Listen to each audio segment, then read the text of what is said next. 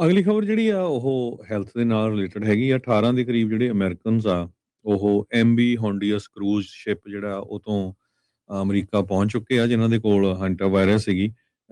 ਤੇ ਇੱਕ second American ਇੱਕ ਰੈਪਟੀਏਸ਼ਨ ਫਲਾਈਟ ਸੀਗੀ, ਉੱਥੋਂ ਉਹਦੇ ਕੋਲ ਸਿੰਪਟਮਸ ਜਿਹੜੇ ਪਾਏ ਗਏ ਹੈਗੇ। ਨਬਰਾਸਕਾ ਦੇ ਗਵਰਨਰ ਜਿਮ ਪਿਲਨ ਉਹਨਾਂ ਨੇ ਇਹ ਕਿਹਾ ਵੀ ਸਾਡੇ ਕੋਲ ਸਟਰੋਂਗ ਪਲਾਨ ਹੈਗੀ ਆ, ਕਿਸੇ ਨੂੰ ਜ਼ਿਆਦਾ ਖਤਰਾ ਨਹੀਂ ਹੈ ਹੰਟਾ ਵਾਇਰਸ। ਇੱਧਰੋਂ ਸੈਂਤਾ ਕਲਾਰਾ 'ਚ ਵੀ ਪਤਾ ਚੱਲ ਰਿਹਾ ਵੀ ਕਾਈਜ਼ਰ ਹਸਪੀਟਲ 'ਚ 18 ਦੇ ਕਰੀਬ ਹੈਂਟਾ ਵਾਇਰਸ ਦੇ ਪੇਸ਼ੈਂਟਸ ਹੈਗੇ ਆ। 90 ਪੈਸੇਂਜਰ ਸੀਗੇ ਇਸ ਐਮਬੀ ਜਿਹੜਾ ਹੋਂਡੀਅਸ ਸ਼ਿਪ ਸੀਗਾ, ਜਿਹੜਾ ਸਪੇਨ ਦੇ ਕੈਨਰੀ ਆਈਲੈਂਡ ਤੋਂ ਉੱਥੋਂ ਆਇਆ ਹੈਗਾ। ਸੋ ਹੰਟਾ ਵਾਇਰਸ ਦਾ ਵੀ ਜਿਹੜਾ ਇਸ ਟਾਈਮ ਦੇ ਉੱਤੇ ਕਾਫੀ ਜ਼ਿਆਦਾ ਜਿਹੜਾ ਡਰ ਵਾਲਾ ਮਾਹੌਲ ਉਹਦੇ ਨਾਲ ਬਣਿਆ ਹੋਇਆ ਹੈਗਾ ਆ।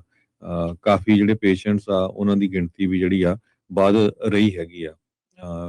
WHO ਦੇ ਜਿਹੜੇ ਐਪੀਡੈਮੀਓਲੋਜਿਸਟ ਆ ਉਹਨਾਂ ਨੇ ਇਹ ਕਿਹਾ ਵੀ ਹੋਰ ਕੇਸ ਵੀ ਤੁਸੀਂ ਆਉਣ ਵਾਲੇ ਸਮੇਂ ਦੇ ਵਿੱਚ ਦੇਖੋਗੇ। ਡਾਕਟਰ ਓਲੀਵਰ ਪੋਲੇਨ ਜੋ ਪਬਲਿਕ ਹੈਲਥ ਫਿਜ਼ੀਸ਼ੀਅਨ ਆ ਤੇ ਐਪੀਡੈਮੀਓਲੋਜਿਸਟ ਹੈਗੇ ਆ WHO ਦੇ ਉੱਤੇ, ਉਹਨਾਂ ਨੇ ਕਿਹਾ we possible further new cases will emerge in coming weeks. So ਹਜੇ ਇਹਦਾ ਕੀ ਇਲਾਜ ਆ, ਕਿੱਦਾਂ ਆ ਵੀ ਇੱਕ ਦੂਜੇ ਤੱਕ ਜਾ ਸਕਦਾ ਆ। ਕਹਿ ਤਾਂ ਰਹੇ ਆ ਵੀ ਜਿਹੜਾ ਰਿਜ਼ਕ ਆ ਬਹੁਤ ਲੋ ਹੈਗਾ ਆ, ਪਰ ਹੁਣ ਕੇਸਾਂ ਦੀ ਗਿਣਤੀ ਤਾਂ ਜ਼ਰੂਰ ਵਧੀ ਹੈਗੀ ਆ।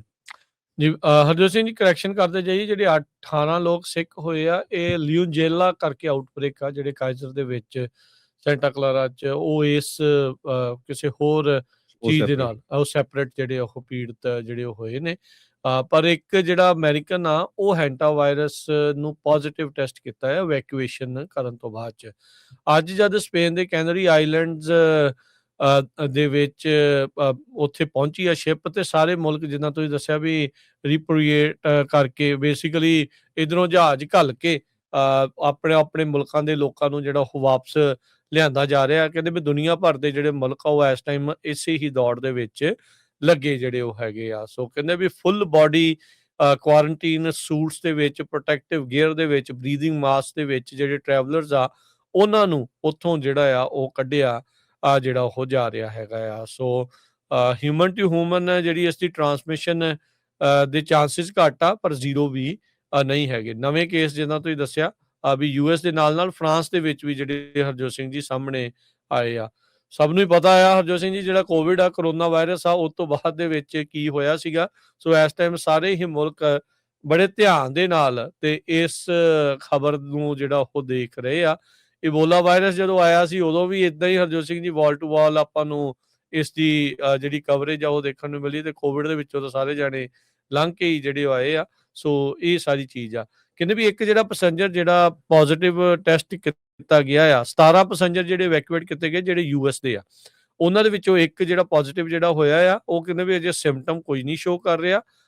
ਇੱਕ ਦੇ ਜਿਹੜੇ ਮਾਈਲਡ ਸਿੰਪਟਮਸ ਆ, ਤੇ ਕਹਿੰਦੇ ਵੀ ਜਿਹੜੀ ਫਲਾਈਟ ਆ ਉਹ ਮੰਡੇ ਮਾਰਨਿੰਗ ਅਰਲੀ ਆਵਰਸ ਦੇ ਵਿੱਚ ਲੈਂਡ ਹੋਈ, ਤੇ ਜਿਹੜੇ ਪੈਸੇਂਜਰਸ ਆ ਉਹਨਾਂ ਨੂੰ ਸਪੈਸ਼ਲ ਬੱਸਾਂ ਦੇ ਵਿੱਚ ਬਿਠਾ ਕੇ 에ਅਰਪੋਰਟ ਤੋਂ ਲਿਜਾਇਆ ਜਿਹੜਾ ਗਿਆ ਆ, ਤੇ ਯੂਨੀਵਰਸਿਟੀ ਆਫ ਨਬਰਾਸਕਾ ਦੇ ਮੈਡੀਕਲ ਸੈਂਟਰ ਦੇ ਵਿੱਚ ਜਿਹੜੇ ਅਮਰੀਕਨਸ ਆ ਉਹਨਾਂ ਨੂੰ ਉੱਥੇ ਲਿਜਾਇਆ ਜਾਊਗਾ। ਇਹ ਫੈਡਰਲੀ ਫੰਡਡ ਕੁਆਰੰਟੀਨ ਫੈਸਿਲਿਟੀ ਆ। ਤੇ ਜੇ ਕੋਈ ਕਿਸੇ ਦੇ ਸਿੰਪਟਮ ਹੈਗੇ ਆ ਜਾਂ ਏਸਿਮਟੋਮੈਟਿਕ ਹੈਗਾ ਆ, ਤੇ ਉਹਦੇ ਰਿਸਕ ਲੈਵਲ ਤੇ ਸਪਰੈਡ ਹੋਣ ਦੇ ਜਿਹੜੇ ਵਾਇਰਸ ਦੇ ਖਤਰੇ ਨੂੰ ਮੱਦੇਨਜ਼ਰ ਜਿਹੜਾ ਉਹ ਰੱਖ ਕੇ ਅਗਲੀ ਜਿਹੜੀ ਕਾਰਵਾਈ ਆ ਉਹ ਕੀਤੀ ਜਿਹੜੀ ਉਹ ਜਾਊਗੀ। ਯੂਨੀਵਰਸਿਟੀ ਦੇ ਮੈਡੀਕਲ ਸੈਂਟਰ ਦੇ ਵਿੱਚ ਕਹਿੰਦੇ ਇੱਕ ਸਪੈਸ਼ਲ ਯੂਨਿਟ ਹੈਗਾ ਆ ਜੋ ਕਿ ਹਾਈਲੀ ਇਨਫੈਕਸ਼ੀਅਸ ਡਿਜ਼ੀਜ਼ਸ ਨੂੰ ਟਰੀਟ ਕਰਨ ਦੇ ਲਈ ਉਹਨਾਂ ਨੇ ਬਣਾਇਆ ਸੀਗਾ। ਪੈਂਡੈਮਿਕ ਦੇ ਵਿੱਚ ਕੋਵਿਡ-19 ਦੇ ਦੌਰਾਨ ਉੱਥੇ ਜਿਹੜੇ ਪੇਸ਼ੈਂਟਸ ਆ ਉਹਨਾਂ ਨੂੰ ਉਦੋਂ ਰੱਖਿਆ ਗਿਆ ਸੀ, ਤੇ ਜਿਹੜੇ ਇਬੋਲਾ ਦੇ ਪੇਸ਼ੈਂਟ ਸੀਗੇ ਉਦੋਂ ਵੀ ਉਹਨਾਂ ਨੂੰ ਉੱਥੇ ਉਸ ਯੂਨਿਟ ਦੇ ਵਿੱਚ ਸਪੈਸ਼ਲ ਟ੍ਰੀਟਮੈਂਟ ਜਿਹੜੀ ਆ ਉਹ ਦਿੱਤੀ ਜਿਹੜੀ ਉਹ ਗਈ ਆ। ਸੋ ਜਿੱਦਾਂ ਤੁਸੀਂ ਦੱਸਿਆ ਵੀ WHO ਵਾਲੇ ਵੀ ਕਹਿ ਰਹੇ ਆ ਵੀ ਜਿਹੜੇ ਫਾਰਮਰ ਪੈਸੇਂਜਰਸ ਆ ਉਹਨਾਂ ਨੂੰ ਵੀ ਬਈ ਉਹਨਾਂ ਦੇ ਉੱਤੇ ਵੀ ਜਿਹੜੀ ਉਹ ਨਜ਼ਰ ਆ ਉਹ ਬਣਾ ਕੇ ਜਿਹੜੀ ਉਹ ਰੱਖੀ ਜਿਹੜੀ ਉਹ ਜਾਵੇ। ਹੈਲਥ ਅਧਿਕਾਰੀ ਉੱਦਾਂ ਲੋਕਾਂ ਨੂੰ ਭਰੋਸਾ ਦਿਵਾਉਣ ਦੀ ਕੋਸ਼ਿਸ਼ ਕਰ ਰਹੇ ਆ ਵੀ ਇਸ ਦੇ ਨਾਲ ਖਤਰਾ ਘੱਟ ਹੈਗਾ।